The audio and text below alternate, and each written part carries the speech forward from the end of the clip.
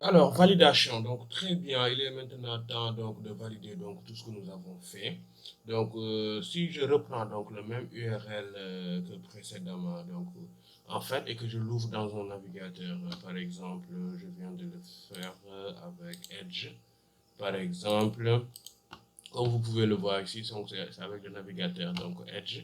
En fait, le client, il ne pourra pas, comment dirais-je, distinguer si le site donc provient donc de CloudFront ou de l'application Load Balancer donc de Beanstalk. Donc pour pouvoir, comment dirais-je, pour pouvoir donc utiliser donc pour pouvoir lui montrer donc que en fait c'est du CloudFront, nous allons utiliser donc les outils d'inspection donc du navigateur pour déterminer sa provenance exacte. C'est d'où l'importance donc d'avoir utilisé le navigateur Edge que je n'avais pas encore utilisé. Vous pouvez utiliser donc n'importe quel autre navigateur, mais veillez donc à ce que vous vidiez donc le cache. Donc maintenant, je vais fermer donc ces deux pages et puis je vais recommencer donc à 0. Donc si j'appuie sur F12, très bien. Ensuite, si tu pouvais venir en bas, ça m'arrangerait bien. Tac, tac, tac. Console, donc je suis bien donc dans console. Ensuite, maintenant, à partir de là, je peux saisir donc l'URL HTTP, profile, etc.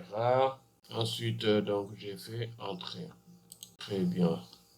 Donc, je suis toujours donc dans console. En fait, si je reprends avec Edge, en fait, j'avais oublié donc de mettre nouvelle fenêtre in private. Très bien. Et là, si je fais donc F12, très bien. Et que là, je mets https de point slash et puis pro liarc date digitata group.com.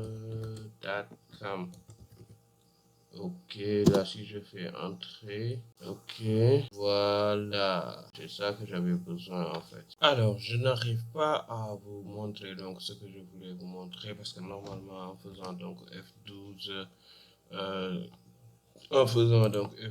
sur Edge, normalement je devais pouvoir voir ce qu'on appelle donc au niveau de console. Et puis, mais vu qu'il y a cette erreur-là, j'arrive pas à voir ce que je voulais vous montrer. Donc, voilà. Et ça vous montre donc l'origine de la source et vous verrez donc CloudFront ou Beanstalk, etc. Mais bon, j'arrive pas à le faire donc dans cette vidéo, mais peut-être dans une prochaine vidéo, si j'arrive à le faire, je vous montrerai comment vérifier donc la source.